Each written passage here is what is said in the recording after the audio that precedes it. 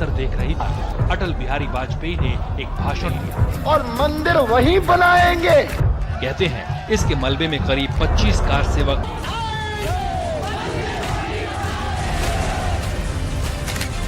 पर भगवान रामलला का मालिकाना हक दे दिया। कोई भी ताकत हमको रोक नहीं सकेगी। श्री राम जन्मभूमि तीर्थ क्षेत्र का गठन करने का प्रस्ताव पारित किया गया है। अयोध्या में भगवान राम के भव्य मंदिर के निर्माण का कार्य भी आज अंतिम चरणों में चल रहा है। अयोध्या, जिसे हजारों साल पहले अवध नाम से जाना जाता था और यहीं पर भगवान श्री राम जी का जन्म हुआ था, इसी कारण इस भूमि को राम जी की भूमि भी कहा जाता है। उनके जाने के बाद इस नगरी पर राम जी का मंदिर भी बनाया गया था। भगवान श्री राम जी की 44 पीढ़ियों ने अवध नगरी पर शासन किया था। इतना लंबा समय बीतने के बाद यह मंदिर जर्जरित हो गया था और लगभग 2000 साल पहले राजा विक्रमादित्य ने इस मंदिर का पुनर्निर्माण करवाया था। इसके बाद भारत पर कई विदेशी आक्रमण हुए, जिनमें से पेरिस, ग्रीक्स, अलेक्जेंडर जैसे कई विदेशी राजाओं ने आक्रमण किया और भारत में दम से लूटपाट करी। लेकिन इस अवधि के दौरान अयोध्या का राम मंदिर सुरक्षित रहा।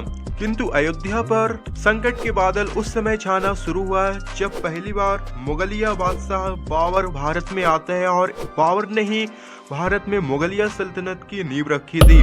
और इनके शासनकाल में जहां पर भी मुगलिया सल्तनत कायम होती थी, वहां पर हिंदू मंदिरों को मिटाकर वहां पर मस्जिद का निर्माण करा दिया जाता था। और 1528 ईस्वी में बाबर की सेना अयोध्या पहुंच गई और उनकी सेना के जनरल नील बाकी ने अयोध्या के मंदिर को तोड़ दिया और वहां पर मस्जिद का निर्माण कर दिया। बाबर के नाम पर भी इस मस्जिद का नाम बाबरी मस्जिद पड़ा था। और इसके बाद मुगलों ने भारत के बड़े हिस्से पर राज किया और लगभग 36,000 मंदिरों को तोड़ दिया गया। लगभग 250 सालों तक मुगलिया सल्तनत कायम रही। लेकिन मुगलों के जो आखिरी राजा थे वह उतने अधिक प्रभावशाली नहीं थे जितने कि बाबर, अकबर, ऐबक थे। यह जितने अधिक शक्तिशाली थे उतना ही कमजोर इनके आखिरी के राजा थे। इसलिए 1700 ईस्वी के बाद अयोध्या के लोगों ने राम जन्मभूमि के ऊपर आवाज उठाना शुरू कर दिया कि यहाँ पर बाबरी मस्जिद से पहले राम मंदिर हुआ करता था। लेकिन शासन अभी भी मुगलों का था, इसलिए आवाज उठाने का कोई फायदा नहीं हुआ। इसे देखते हुए अजमेर के राजा जय सिंह द्वितीय ने मुगलिया राजा को बहला फुसला कर किसी भी तरह उन्हें राजी कर राम चबूतरे का निर्माण कराया था। और यह सब लिखा था अपनी किताब में, यह लिखा था जब वह भारत मैपिंग कर रहे थे उस दौरान 1750 ईस्वी के बाद यह सब लिखा गया था कि कैसे राम चबूतरे का निर्माण किया गया था। उनने यह भी लिखा था कि जो यह मस्जिद है इसके पहले यहाँ पर राम मंदिर हुआ करता था। इसके बाद अंग्रेजों ने भारत का लंबा सर्वे किया। इस सर्वे के दौरान साल 1838 में रॉबर्ट मार्चेंट ने जो सर्वे किया था और रिपोर्ट में लिखा गया था कि जो बाबरी मस्जिद है इसके खम्भे पिलर किसी मंदिर के हैं, क्योंकि इन पर हिंदू मंदिरों की आकृति बनी हुई है और जो मूर्तियां बनी हुई है वह हिंदू मंदिरों की है। इस रिपोर्ट के आने के बाद अयोध्या में माहौल गर्म हो गया और बड़ी संख्या में हिंदुओं ने आवाज उठाना शुरू कर दिया। बड़े बड़े संगठन आगे आए और कहा कि यहाँ पर पहले राम जन्मभूमि हुआ करती थी।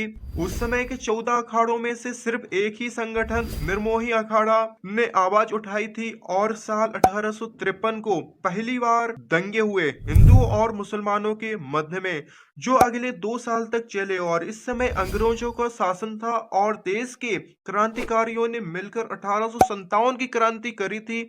उस समय पूरे देश का माहौल खराब था। ऐसे में अंग्रेजों ने तय किया पहले अयोध्या का विवाद सुलझा देते हैं, क्योंकि अयोध्या में बड़ी संख्या में विद्रोह हो रहा था और अगर हिंदू मुसलमानों का दंगा पूरे देश में फैल गया तो ऐसे में संभालना बहुत अधिक कठिन हो जाएगा। और ऐसा ना हो इसलिए अंग्रेजों ने 1859 ईस्वी में राम मंदिर चबूतरे और मस्जिद के अलग अलग कर दिया और दोनों के बीच में तार की फिनिशिंग कर दी ताकि हिंदू अपने रास्ते और मुगल अपने रास्ते रहे और दंगा ना हो। इसके बाद कुछ सालों तक अयोध्या का माहौल शांत बना रहा। आप लोगों के 10 से 20 सेकंड लेकर मैं एक बात कहना चाहूँगा, इस तरह की वीडियोस बनाने में कई दिनों की रिसर्च लगती है और काफ़ी समय एडिटिंग में भी लगता है ताकि आप तक सही सटीक जानकारी पहुंचाई जा सके। ऐसे में मैं आप लोगों से सिर्फ एक ही अपील करूंगा कि आप लोग इस वीडियो को ज़्यादा से ज़्यादा अपने चाहने वालों तक शेयर करें ताकि सभी लोगों को, सभी हिंदुओं को अपने राम मंदिर की इस ऐतिहासिक कहानी के बारे में पता हो।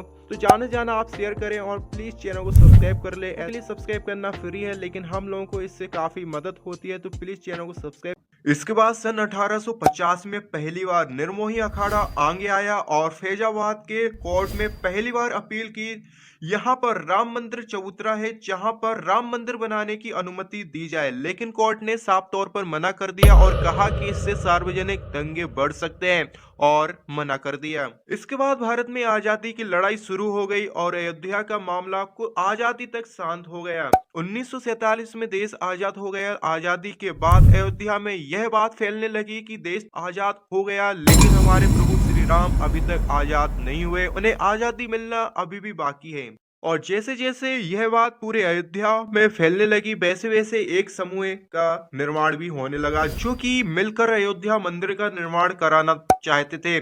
और इसी के दौरान कुछ लोगों ने 22 दिसंबर 1949 को मस्जिद में घुसकर राम भगवान जी की प्रतिमा वहां पर रख दी और रखने के बाद रात में ही इस मूर्ति की प्राण प्रतिष्ठा की प्रक्रिया, पूजा शुरू हो गई। लेकिन पूजन में समय लग गया। इस दौरान सुबह हो गई और सुबह घंटे की आवाज पूर्व में सुनाई देने लगी और इस दौरान काफी ज्यादा भीड़ वहां पर इकट्ठा होने लगी। हजारों की संख्या में लोग वहां पर आने लगे। इस दौरान पुलिस भी वहां पर पहुंच गई, लेकिन भीड़ इतनी अधिक थी कि पुलिस वाले कुछ कर नहीं पाए। लेकिन इस मामले के बाद में धार्मिक दंगे भड़क सकते थे और यह बात दिल्ली के प्रधानमंत्री नेहरू तक पहुंच गई और नेहरू जी ने अयोध्या के डीएम के नायर को मूर्ति हटाने का आदेश दिया जो कि मस्जिद के अंदर रखी गई थी। लेकिन के नायर ने इस आदेश को खारिज करते हुए जवाब में कहा कि अगर मैं ऐसा करता हूं तो इससे सांप्रदायिक हिंसा शुरू हो जाएगी और मना कर दिया। हुए कहा कि आप इस मामले को कोर्ट में, अदालत में जाने दिया जाए जिससे कि हिंसा को रोका जा सके।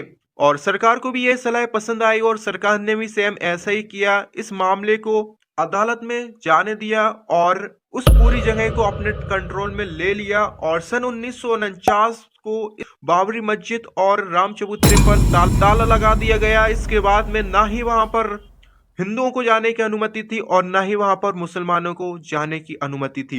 इसके बाद कुछ समय तक मामला शांत हो गया। इसके अगले ही महीने जनवरी 1950 को महंत रामचंद्र दास ने कोर्ट में अपील डाली कि मस्जिद के अंदर राम भगवान जी की प्रतिमा प्रकट हुई है